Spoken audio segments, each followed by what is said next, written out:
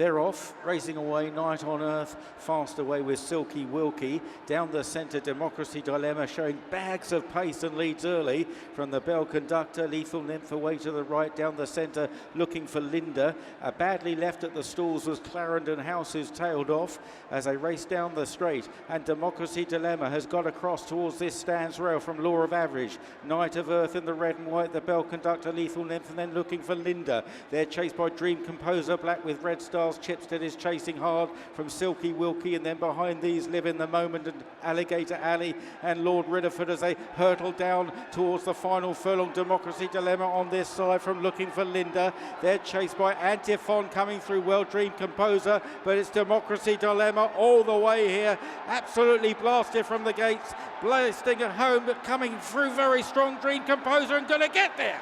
Dream Composer with a late thrust denies Democracy Dilemma. Then looking for Linda in third. Then Antiphon, the Bell Conductor, out in the centre, Chipstead.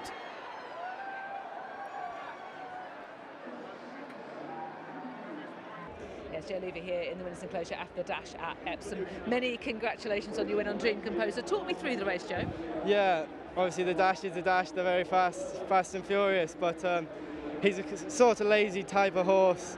I thought the uphill ride towards the finish would really suit him. He really stays well, the 5. So he was outpaced early, kind of plan was just to tag along onto the back of them and get your gaps if you can, and I was travelling very well. I was surprised come to how well I was travelling. So he's kind of got a little bit unbalanced, and he kind of just rolled out, so he ended up looping the field, and once he met the rising ground he stayed on very well, and super, I'm delighted, you know. You got right there, right on the line. Where did you think you were going to get there?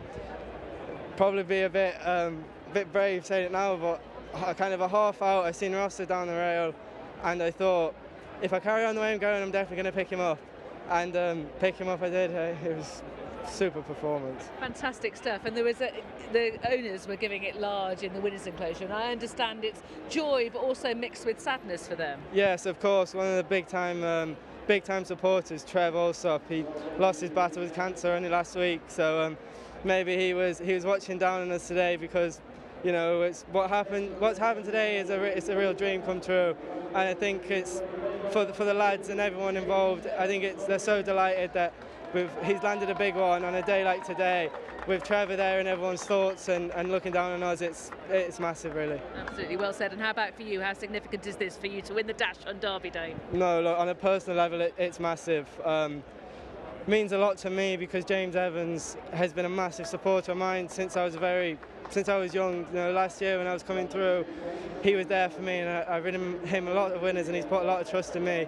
And you know, to have his best horse here on a day like today, with his faith in me, it really carries me along. And but hopefully now we can keep momentum kicking, and it's a long season ahead, so we keep taking it in our stride. But hopefully we can keep mustering up winner here and there and see where it takes us. I'm sure it will. Well done, Joe. Thank you very much. Thank you. Thank you. James Evans is the proud trainer of Dream Composer, the winner of the dash. Many congratulations. That was a fine success. You must be delighted.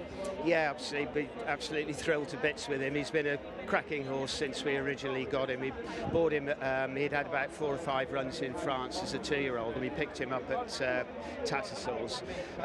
Very cheap buy. He's won every year really for us, but this is obviously the icing on the cake today. That was a lovely win. He'd run very well at Goodwood. Was it always the plan to roll onto here? No, not really. I can't admit to that. I'd love to be able to, but he last year he did very well. He went up in the handicap quite a bit. Didn't lose his way, but just found things more difficult. He's taken a few runs to start to hit his straps this time. Didn't look to be any alternatives, and I thought we'd give it a roll today, so it wasn't a big plan particularly. I was just hoping there'd be rain. The stiff uphill finish, he likes Goodwood, Newmarket, he's won Sandown, so really that's what pointed us here, but we weren't expecting to pull it off quite like that, I must admit. And what were you thinking as you were watching the race? Well, there was a lot of noise in my area, mostly coming from me. I knew the last 50 yards he does kick in, and I was just obviously hoping the others would get tired that had been on the front end. I'd said to Joe, you've got to fire out but keep him balanced over that road. And a few will get ridden into the ground early, so make sure you've got him in your hands. I said don't go for the stick too much because he needs pointing, and it worked great. You know, he's a very good boy, obviously.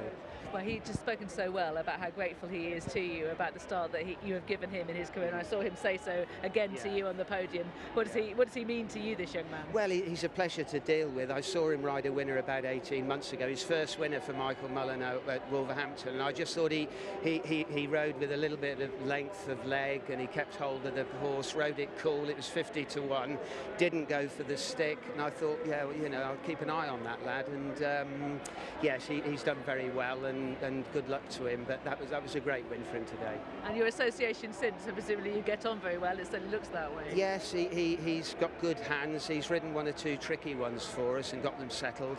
So he's done everything right. I've put him on some steering jobs, really, but well, you've got to bring a young person through, haven't you? Yeah, absolutely. Yeah. And we've always used good claimers where we can.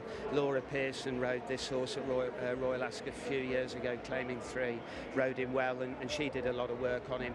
Dougie's done a great job. Dougie Costello rode him all through last year, did a great job on him, and you know, he's only 6. We haven't hammered him. Hope we can keep going forward with him, really, now. I hope so too. Many congratulations on this success on Derby Day in the Dash. Well done. Thanks. Thank you. Watch live racing now on racingtv.com.